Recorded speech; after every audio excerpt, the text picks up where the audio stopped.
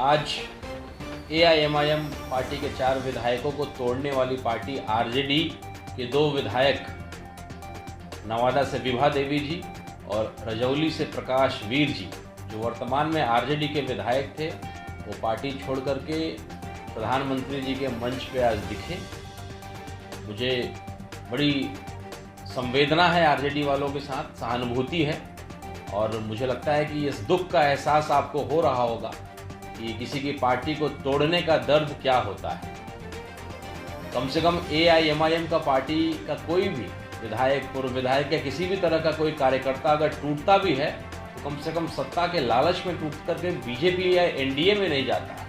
टूट करके गया भी था तो आरजेडी में गया था, और भविष्य में भी अगर ऐसी नौबत आती है, भगवान न करे ऐसी नौबत आए,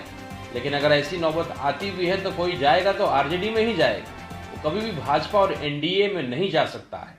तो जो लोग कहते हैं कि एआईएमआईएम बीजेपी की बी टीम है, उनको इस बात को फिर से मंथन करना चाहिए, विचार करना चाहिए कि आरजेडी का विधायक टूट करके भाजपा में चला जाता है,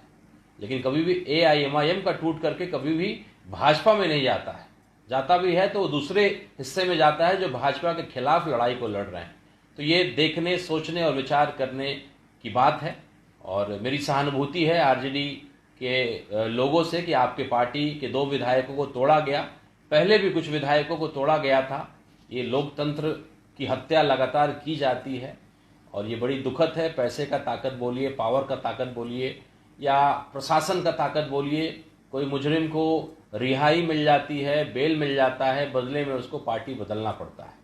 तो किन लोगों से हम लड़ रहे हैं ये हम लोग जानते हैं, समझते हैं। इसीलिए बार बार हम लोगों ने कहा था कि सेकुलर वोटों का बिखराव नहीं होना चाहिए, लेकिन हमारे भाइयों को शायद ये बात समझ में ना आई, और फिर चुनाव में अगर इन वोटों का बिखराव होगा तो शायद नुकसान किसको होगा ये जनता बखूबी जानती है।